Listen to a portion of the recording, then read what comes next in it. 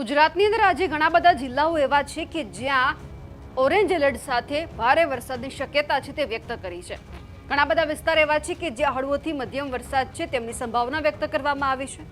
આજે કયા જિલ્લામાં ઓરેન્જ એલર્ટ સાથે ભારે વરસાદની શક્યતા છે તેમની વાત કરીએ। નમસ્કાર, આપ જોઈ રહ્યા છો નિર્ભય ન્યૂઝ અને હું છું આપની સાથે રીતિ। વેધર અપડેટમાં એ વાત કરીએ કે આજે ગુજરાતની અંદર ઘણા બધા જિલ્લાઓ એવા છે કે જ્યાં હળવોથી મધ્યમ વરસાદ પડી રહ્યો છે, પરંતુ ઘણા બધા વિસ્તાર એવા છે કે જ્યાં ભારે વરસાદની શક્યતા પણ વ્યક્ત કરવામાં આવી છે। અત્યાર સુધી આપણે જોયું હતું કે જે આમની પહેલાનો વરસાદનો રાઉન્ડ હતો તેમાં ઘણા બધા વિસ્તારોની અંદર 10 ઇંચથી લઈને વધારે વરસાદ વરસ્યો, પરંતુ થોડા સમય પછી વરસાદનું જે તીવ્રતા છે થોડી ઓછી થઈ। હજુ પણ જે ભારે વરસાદની શક્યતા છે એ આવનાર લગભગ 21 કે 22 તારીખ પછી વ્યક્ત કરવામાં આવી રહી છે, પરંતુ જે 21 કે 22 તારીખથી લઈ અને જે 15 ઓગસ્ટ છે એમની પહેલા હજુ પણ 2 થી 3 દિવસ દરમિયાન ભારે વરસાદની શક્યતા વ્યક્ત કરવામાં આવી છે। સવારથી લઈને આપણે બપોરના 12 વાગ્યા સુધી એ જોયું કે ઘણા બધા વિસ્તાર એવા છે કે જ્યાં વરસાદના હળવાથી મધ્યમ ઝાપટા આપણને જોવા મળ્યા। ક્યાંક ધીમી ધારે વરસાદની શક્યતા જે વ્યક્ત કરવામાં આવી હતી તે પ્રમાણે વરસાદ પણ આવ્યો, પરંતુ આજે અમુક વિસ્તારોની અંદર ભારે વરસાદની શક્યતા વ્યક્ત કરવામાં આવી છે। એમાં સૌથી પહેલા આપણે ચર્ચા એ કરીએ કે કયા વિસ્તારો એવા છે કે જ્યાં આપણને ક્યાંક એલર્ટ રહેવાની વાત કરવામાં આવી છે। તો સૌથી પહેલા આપણને દેખાઈ રહ્યું છે જે ધોલેરાની આજુબાજુનો જે વિસ્તાર છે, જે બગોદરા છે, તે વિસ્તારોની અંદર ક્યાંક યલો એલર્ટ સાથે જે હળવાથી મધ્યમ વરસાદની શક્યતા છે તે વ્યક્ત કરવામાં આવી છે। આ સાથે અમદાવાદ વિસ્તાર જે ગાંધીનગર છે, નડિયાદ છે, ત્યાં આપણને હળવાથી મધ્યમ વરસાદની શક્યતા છે। આ હળવાથી મધ્યમ વરસાદની શક્યતાની વચ્ચે એટલે કે વરસાદી ઝાપટું આવે, 5-10 મિનિટ વરસાદ પડે અને પછી વરસાદ જતો રહે, બસ આવી જ જે શક્યતા છે તે વ્યક્ત કરવામાં આવી છે। એ પ્રમાણે અમદાવાદમાં પણ આપણે સવારે જોયું કે સવારના 5 વાગ્યાથી લઈ અને લગભગ 7 કે 8 વાગ્યા સુધી ઘણા બધા વિસ્તારો એવા છે કે જ્યાં હળવોથી મધ્યમ વરસાદ આવ્યો, ક્યાંક છાંટા પડ્યા છે। બસ આવી જ શક્યતા ગુજરાતના આજના સમય દરમિયાન આપણે જોઈ રહ્યા છીએ કે અલગ અલગ જિલ્લામાં વ્યક્ત કરવામાં આવી છે। જેમ કે પાલનપુરનો જે વિસ્તાર છે ત્યાં આપણને ક્યાંક ભારે વરસાદની શક્યતા છે તે વ્યક્ત કરવામાં આવી છે। આ પરિસ્થિતિ છે બપોરના 12 વાગ્યાની આજુબાજુ। હવે એ જોઈ લઈએ કે બપોર પછી કયા એવા વિસ્તાર છે કે જ્યાં હળવોથી મધ્યમ વરસાદ છે તેમની શક્યતા વ્યક્ત કરવામાં આવી છે। તો લગભગ 4-5-6 વાગ્યાની આજુબાજુ જે આપણને ભારે વરસાદની શક્યતા આજના દિવસ દરમિયાન હતી એ થોડી ક્યાંક તીવ્રતા એમની ઓછી થઈ છે, એટલે અમદાવાદની આજુબાજુનો જે વિસ્તાર છે ત્યાં એકદમ હળવોથી મધ્યમ વરસાદ છે તે વરસી રહ્યો છે। જેમ કે વિરમગામ પંથક છે, ધ્રાંગધ્રા છે, આ વિસ્તારોની અંદર હળવોથી મધ્યમ વરસાદ છે। સાથે સાથે નડિયાદ છે, વડોદરા, આ પંથકમાં હળવોથી મધ્યમ વરસાદ છે। સુરત, વ્યારા, દેડિયાપાડા, રાજપીપળા, નંદુબાર, ભરૂચ, આ વિસ્તારોમાં પણ હળવોથી મધ્યમ વરસાદ આપણને દેખાઈ રહ્યો છે। સાંજ સુધીમાં જે વરસાદની તીવ્રતા છે કેટલે રહેવાની છે, ક્યાં ભારે વરસાદની શક્યતા છે, તો સાંજ પડતા પડતા લગભગ આપણને જે દેડિયાપાડાની આજુબાજુનો વિસ્તાર છે ત્યાં આપણને ભારે વરસાદની શક્યતા અત્યારે દેખાઈ રહી છે, પરંતુ રાજપીપળા છે, વડોદરા છે, એ વિસ્તારોની અંદર આપણને હળવોથી મધ્યમ વરસાદ દેખાય છે। ખાસ જો સૌરાષ્ટ્ર પંથકની વાત કરીએ તો સૌરાષ્ટ્ર પંથકની અંદર જ્યાં સુરેન્દ્રનગર વિસ્તાર છે એની આજુબાજુનો ધ્રાંગધ્રા છે, વિરમગામ અને ખાસ કરીને સુરેન્દ્રનગર પંથકમાં ભારે વરસાદની શક્યતા છે। લખતરમાં પણ એ જ વરસાદની શક્યતા છે દેખાઈ રહી છે। લીંબડીમાં હળવોથી મધ્યમ વરસાદ છે। આ સાથે હવે એ પણ ચર્ચા કરીએ કે જે આજના સમય દરમિયાન જે વરસાદની શક્યતા વ્યક્ત કરવામાં આવી છે એમાં વીજળી સાથે હળવાથી મધ્યમ વરસાદની શક્યતા ક્યાં છે? અમરેલી, ભાવનગર, એ વિસ્તારોમાં પણ હળવોથી મધ્યમ વરસાદ છે તેમની શક્યતા વ્યક્ત કરવામાં આવી છે। આ સાથે સાથે જ જે આજની આગાહી જે કરવામાં આવી છે એમાં દાહોદ છે, છોટાઉદેપુર, નર્મદા, તાપી અને ડાંગ, આ વિસ્તારોમાં હળવોથી મધ્યમ વરસાદ પડી શકે એમ છે તેમની જે શક્યતા છે તે વ્યક્ત કરવામાં આવી છે। આ સાથે આપણે એ પણ જોયું હતું કે જે ગઈકાલે જે મહીસાગર છે, પંચમહાલ અને દાહોદ, આ વિસ્તારોમાં ક્યાંક ભારે વરસાદ આપણને દેખાયો હતો, ક્યાંક લગભગ 138 મિલીમીટરથી પણ વધારે વરસાદ નોંધાઈ ચૂક્યો છે।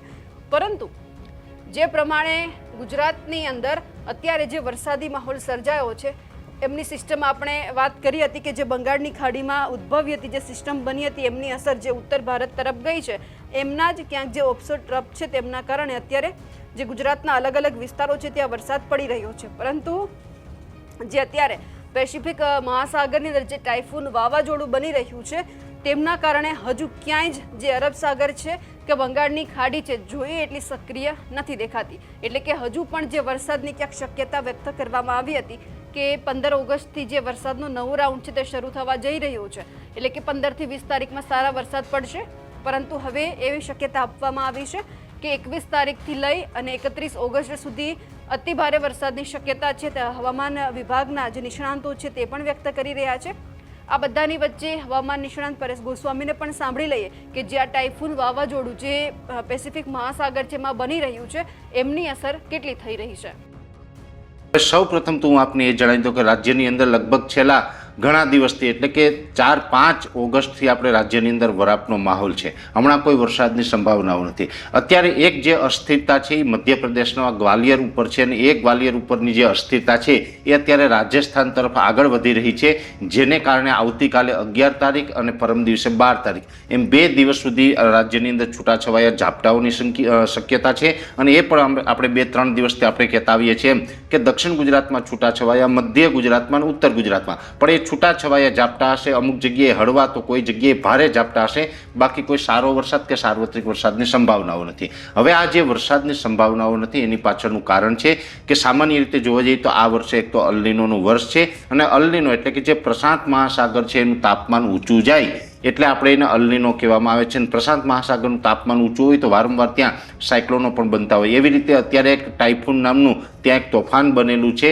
હવે એ ટાઇફૂન છે એ અત્યારે આમ તો ચાઇના તરફ આગળ વધી રહ્યું છે, પણ એ ટાઇફૂન છે એ આપણે અરબ સાગર અને જે બંગાળની ખાડીના જે પવનો હોય એ પૂર્વ તરફ ખેંચી રહ્યું છે. ભેજ પણ સંપૂર્ણ ખેંચી રહ્યું છે, જેથી કરીને અરબ સાગર કે બંગાળની ખાડીમાં કોઈ મજબૂત સિસ્ટમ અત્યારે નથી બની રહી. જોકે ટાઇફૂન છે લગભગ આવનારા 2 થી 4 દિવસની અંદર ચાઇના ઉપરથી આગળ જશે, વિખાઈ જશે. ત્યાર પછીથી આપણે ફરીથી અરબ સાગર અને બંગાળની ખાડી સક્રિય થાય ને ત્યાર પછીથી સિસ્ટમો બને તેવી શક્યતાઓ વધતી હોય છે. એટલે અત્યારે જે ટાઇફૂન છે એની કારણે આપણે આ સમસ્યા થઈ રહી છે.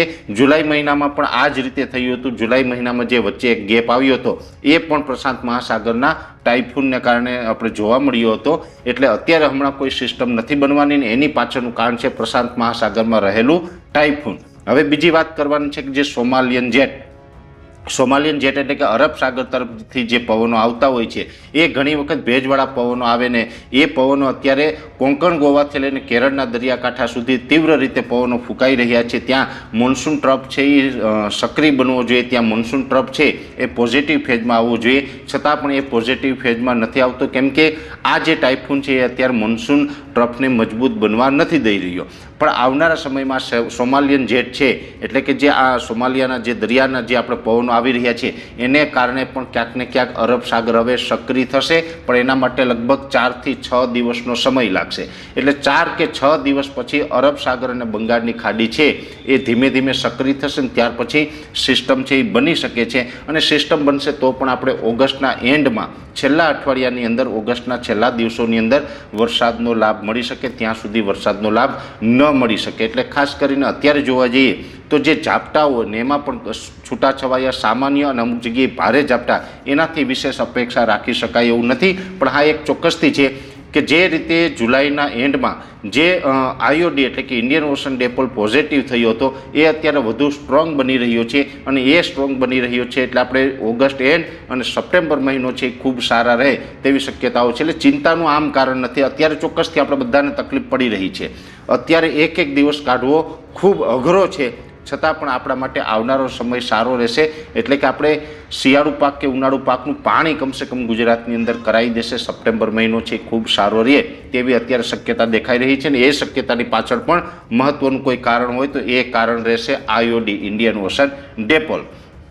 પણ અત્યારે આઈઓડી પોઝિટિવ ફેઝમાં આવે છતાં પણ જો આપણે સિસ્ટમ ન બનતી હોય એની પાછળનું કારણ છે કે જે પ્રશાંત મહાસાગરનું ટાઇફૂન છે એ અત્યારે અરબ સાગર અને બંગાળની ખાડીનો સંપૂર્ણ ભેજ છે એના તરફ આકર્ષિત કરી રહ્યું છે. એટલે આ ટાઇફૂન આગળ વધી જાય ત્યાર પછીથી આપણે વરસાદની આશા રાખી શકાય એવું છે. એટલે ટૂંકમાં જણાવવાનું હતું. આમ તો આપણે બધા મિત્રોને ખ્યાલ છે કે આપણે 11-12 તારીખમાં છૂટાછવાયા ઝાપટાની જ આગાહી કરેલી છે, પણ ત્યાં સુધી આપણે કોઈ હમણાં વરસાદની શક્યતાઓ નથી. એની પાછળનું કારણ છે પ્રશાંત મહાસાગરનું ટાઇફૂન. એટલે ટાઇફૂન અને વરસાદ વિશેની ટૂંકી માહિતી આપવાની હતી.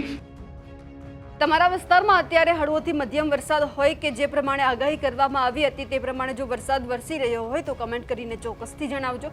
સાથે જ અમારી નિર્ભય ન્યૂઝ ચેનલને લાઇક, શેર અને સબસ્ક્રાઇબ કરવાનું ભૂલશો નહીં. નમસ્કાર.